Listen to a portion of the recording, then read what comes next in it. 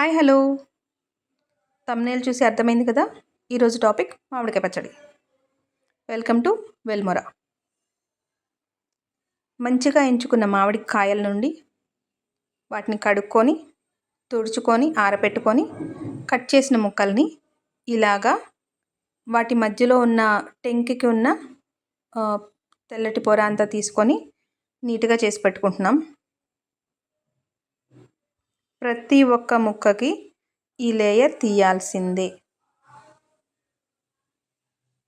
అలాగా తీసిన తర్వాత ఈ ముక్కలన్నిటికీ ప్రతి ఒక్క ముక్కకి పట్టేలాగా నూనె, పల్లి నూనె అంటే వేరుశనగ నూనెలో ముంచి ఇలా తీస్తామన్నమాట. ఇలా తీసినందువల్ల ముక్క మెత్తబడకుండా ఉంటుంది. తర్వాత ఈ ముక్కలకి ఆవపిండి, మెంతిపిండి, సరైన మోతాదులో మెంతిపిండి, ఇంకా ఉప్పు, వేయించి దంచి పెట్టుకున్న ఉప్పు ఉంది కదండి అది, తర్వాత నీట్గా తొక్కులు తీసి పెట్టుకున్న వెల్లుల్లి రెబ్బలు, ఇవి కూడా తగు మోతాదులో వేసుకొని ఆ తర్వాత మన వెల్మొరా చిల్లీ పౌడర్ ఉంది కదా, ఆ చిల్లీ పౌడర్ ఇది కూడా తగు మోతాదులో ప్రతి ఒక్కటి ఒక రేషియోలో నీట్గా వేసుకొని ఇలాగా ప్రతి ఒక్క ముక్కకి పట్టేలాగా జాగ్రత్తగా కింద నుంచి పై వరకు కలుపుకుంటాం.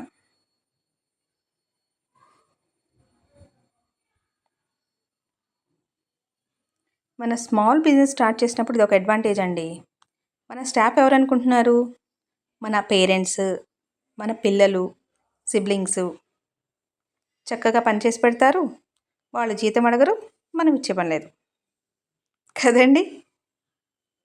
నీట్గా ప్రతి ఒక్క ముక్కకి మసాలా అంటుకునేలాగా మంచిగా కలుపుకోవాలి. కొంచెం టైం పడుతుంది కానీ మంచిగా కలపాల్సిందే. ఎటు అది నూనెలో తడిచి ఉన్నాయి కాబట్టి మసాలా మంచిగా అంటుకుంటుందన్నమాట.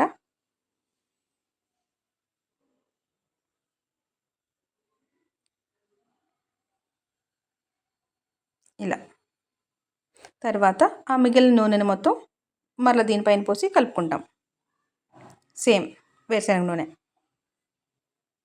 ఇది కూడా మంచిగా కలవాలి.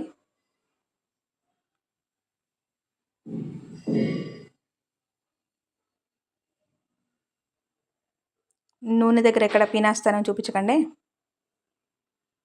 పచ్చడి నిల్వ ఉండాలంటే నూనె కొంచెం ఎక్కువగానే ఉండాలి.